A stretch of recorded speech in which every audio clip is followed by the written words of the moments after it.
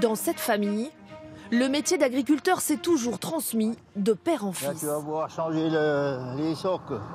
Il y a plus de 20 ans, Christophe Rossignol a rejoint son père pour produire des céréales.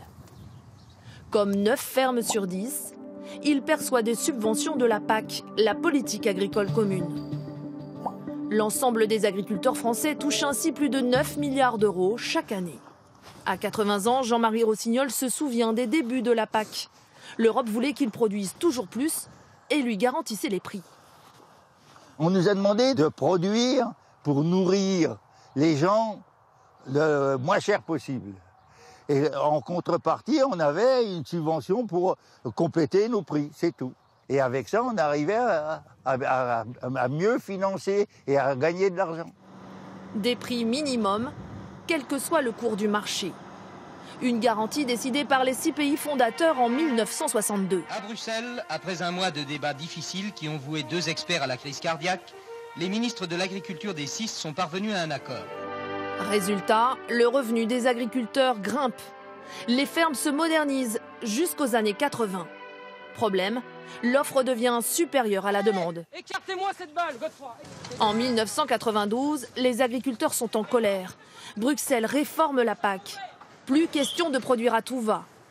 Les critères pour toucher les aides changent. Ce ne sont plus les volumes qui comptent, mais la taille des exploitations.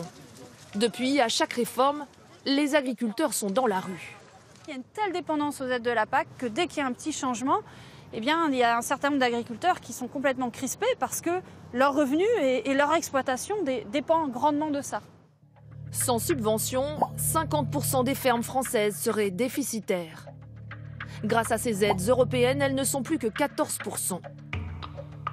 Indispensable, la PAC est pourtant un cauchemar pour les agriculteurs, comme Christophe Rossignol. Lourdeur administrative, contrôles nombreux et baisse du montant de ces aides. En 2006, il touchait 90 000 euros. Aujourd'hui, il ne touche plus que 50 000 euros pour la même surface. Sans cet argent, c'est des investissements qui peuvent être retardés.